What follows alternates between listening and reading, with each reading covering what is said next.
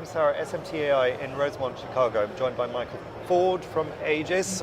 Now, good to see you again. Yeah. Again, here at the show, there's lots going on in terms of the standards debate and where we're at, and there's lots of great developments in the right direction. It's opening up a whole set of new questions as well, but then something has happened recently in the market that has opened up people's eyes to brand new challenges. So it's a chip basically that has been installed, a counterfeit chip on a board. Can you give us a little bit of, describe what the issue is, and then we'll talk about what effects that has had on the discussion going forward. Yeah, I think the story in the news recently has been how this additional piece of hardware, this little chip, has found its way into motherboards, and okay, it shouldn't be there.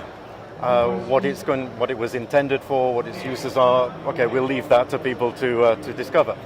The principle here is very interesting though, that as we are creating digitalized factories, we have digital design data, we send design through manufacturing through one digital file.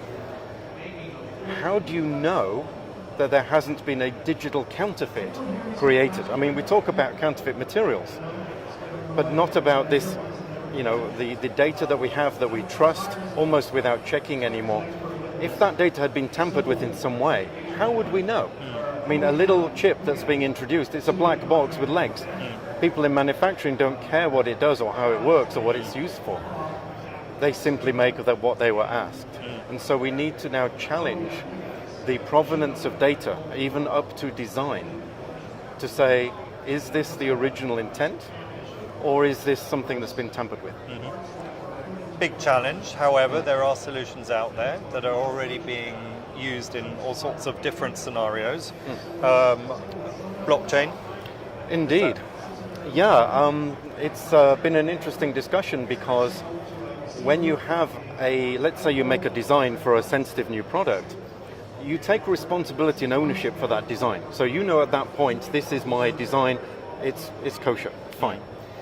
How do you then make a instance of that such that nobody can possibly tamper with it? So that anybody who later on comes along to make it, okay, they will use maybe a different supplier for some of the materials, there'll be engineering changes, but how can they go to something and say, look, I'm comparing this with my golden sample, or whatever I want to call it, and I know it's good, or I suspect that something has been tampered with. Blockchain is a really interesting technology because, okay, we talk about it being secure and all of this kind of stuff, which it is, but the key unique property that it's got is that it is tamper-proof. Somebody can create data within a blockchain environment. People can then see it and share it as intended, through security, but nobody could ever change that. So no matter what happened during the supply chain of design, you would know, you could compare that and see exactly what's going on. So it's interesting, you say, we know blockchain is secure. That's when you talk to people about blockchain, that's what they say. It's a secure, what do we call it, a system, a solution, a secure tool? Tool is good. But you're taking it one step further. It's not about security, it's about tamper-proofing. This is it. There are several approaches to security. I mean, username password is secure. Having something behind a firewall is secure. Different levels of security. And they need to be preserved.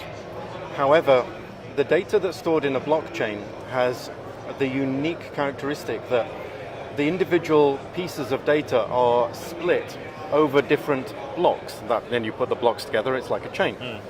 But each block is distributed across multiple servers. So if I was a hacker, for example, I might know that there's this piece of data on this server. I could get past the security and get all the usernames and passwords, whatever, go in and change that data, and then I think I'm safe. But no, the blockchain will have multiple copies of that data. It'll see that the one I changed has been changed, and it will automatically discredit it. And then it builds the original data using the other copies. Could I go to every server and do the exact same hack on all of those different instances of data and not be discovered? It's theoretically possible, but such absolutely unlikely. And I think it's the one thing in the world right now that we can trust. To be able to put data design data, as we've said, or the origin of material instances as well, to take responsibility for being genuine materials and seeing all of the transactions. There's quite a wide range of applications for blockchain, but people need to understand what the critical unique point is, and that it is tamper-proof. And that drives the value for everything to which it's applied.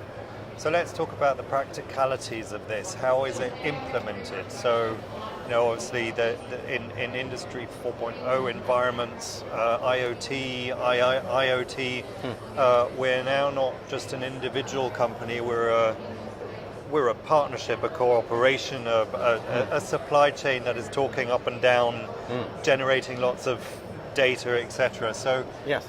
How are you now implementing the tamper-proof solution that we've been talking about? Yeah, there have to be service providers. Like we go to a cloud provider to store data.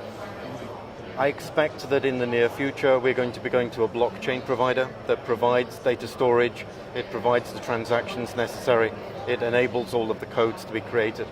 So, for example, a company might say, I want to put this design under a blockchain, it will use the service provider to do that, they will then host it, and there will be access rights given to that data. Maybe also they would want to have their material suppliers for the key materials, or even passives even, to be able to do a similar thing. So we will see the growth of these blockchain service providers. And it's a kind of a chicken and an egg, because technically it's possible. You can do it right now. There are companies out there already doing it for proofs of concept, and it's happening. But it really needs the market to understand, how do we use this technology to prevent issues such as the one that we've seen. Yeah. So it's basically the issue that we've just had has opened people's eyes to that issue, and therefore now we can as an industry come together and together find the solution, or is it up to each individual to do that? No, I think together we need to find a solution, because individually we're creating different wheels and we're all having the same amount of work to do. And I think the age of us all doing our own individual work, it's not making it anymore. Yeah. So we have to align to a standard that doesn't favor any company necessarily, but something that allows people to easily find their choice of their favorite providers for each of the elements. Whether it's traceability, whether it's design, whether it's design through manufacturing, they can choose their favorite tools to do all of those jobs, but understand that there is a way of keeping that information safe, again by choosing their solution partner for the blockchain. With the recent work that's been going on to create an industry standard, we have come together as an industry, so I'm guessing you will agree that the building blocks are there, that we've sorted out the communication issues that we probably had to get over in this first instance of loving each other closer than ever before. So going forward, we have the right system in place? Yeah, I'm feeling very positive about it, because at for example, the Connected Factory Exchange, people working together, we've now got to the stage where we're imminently about to go out to industry review and voting, and it's all looking very positive. That's great to see that happening. And in the spirit of that cooperation, understanding how much money and time is being saved, people understand that when these unexpected problems come up, I mean, who would have thought this chip would appear on this board? It's something that was not thought about. But the nice thing is that we've got the tools to address it today, and people are talking about it with each other to find that common solution, such that it's not going to be a huge burden to the industry to prevent that kind of problem. It's going to be just something that gets into place, and is quite manageable and quite quick to achieve. Exciting as ever. Exciting talking to you as ever. Thank you very much for your time. Thanks. I look forward to catching up with you in Munich, Electronica. Okay, sounds good. Thank you. Thank you. Okay, thanks.